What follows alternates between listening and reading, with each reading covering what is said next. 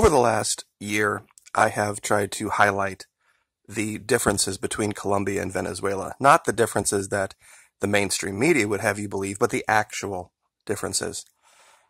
Our government and their cronies in the mainstream media are having an increasingly more difficult time explaining their position about Venezuela and about their support of Colombia. Because as the days stretch on now, people are going to wonder, well, if Venezuela had been starving this entire time, where are the giant piles of bodies?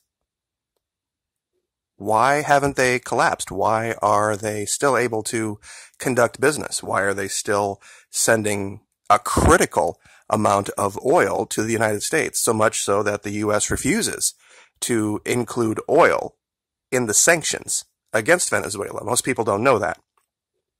That every single day in the Gulf of Mexico, Venezuelan oil tankers arrive. You see, we can't. And Venezuela knows that. But the U.S. government and their cronies in the media are very good at hiding this. Now, I would like to talk about something a little bit different to highlight what's really gone on in this country. This is a most recent article here about Venezuela's seed law. A couple years ago, Venezuela banned GMOs. I think that would shock a lot of people, and if we did that here, I guarantee there would be a hiccup in the food chain. And this probably contributed somewhat to their problems getting food, along with the sanctions, the prohibition of U.S. companies and corporations from doing any business with Venezuela. Imagine if you had money and you walked into a store to buy a cartload of groceries, and they said, no, sorry, the U.S. has banned us from conducting business with you. What would you think? I mean, how does that go right along with free market capitalism?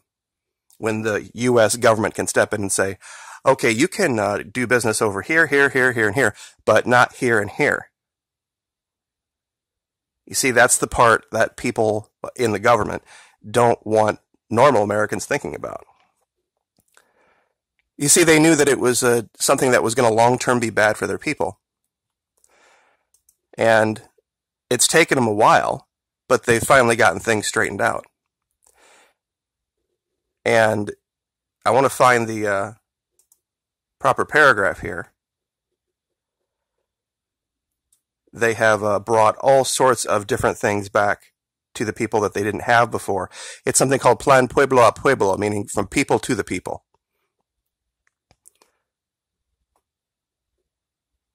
An amazing amount of food has been recovered. Real food, actual food.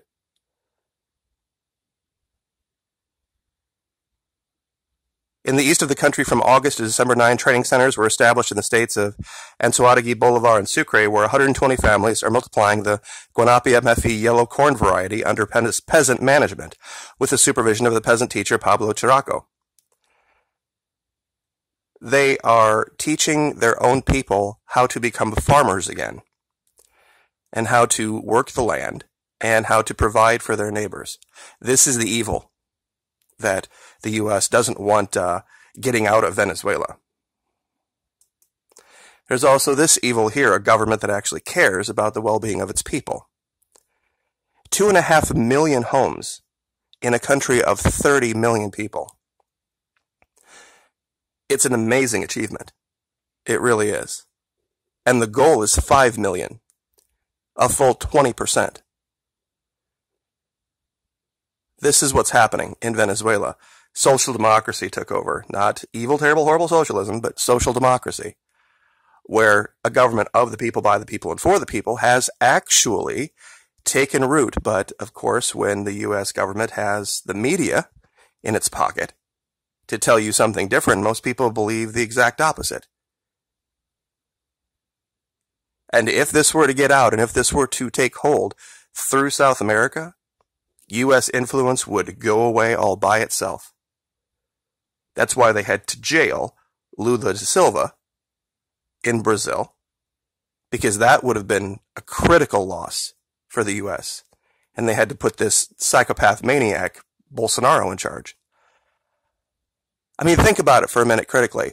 The man was running, and literally within a week, if he was so popular, why did he get stabbed?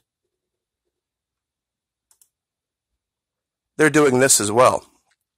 And mark my words, if we tried this in the United States, we'd have a problem with our oil industry too. If we went in and the U.S. decided, you know what, the resources of this country actually do belong to the people of America, we're going to stop with the force of government, the rape, the theft.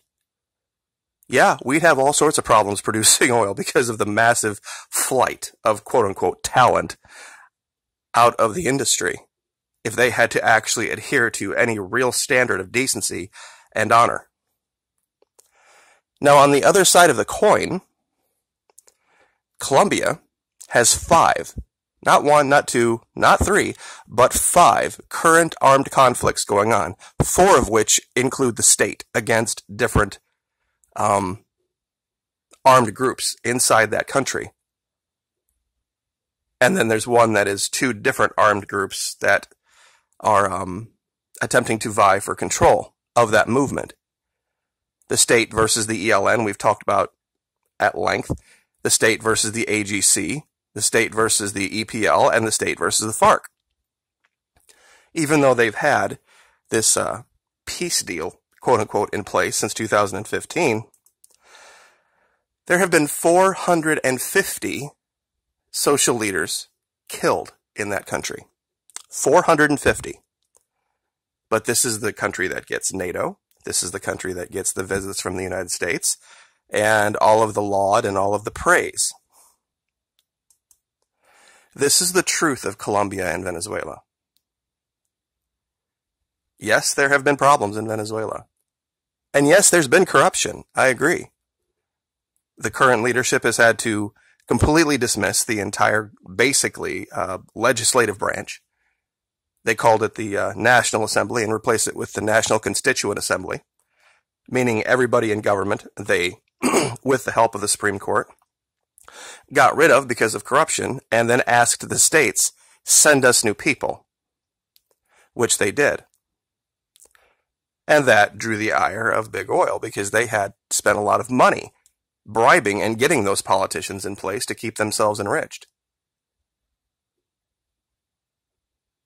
It's just a very, very different story than I know what a lot of people are used to hearing about Venezuela. They hear about the starvation and they hear about the corruption and, and it's all very sleight of hand because it's not accurate to say there was no corruption in Venezuela.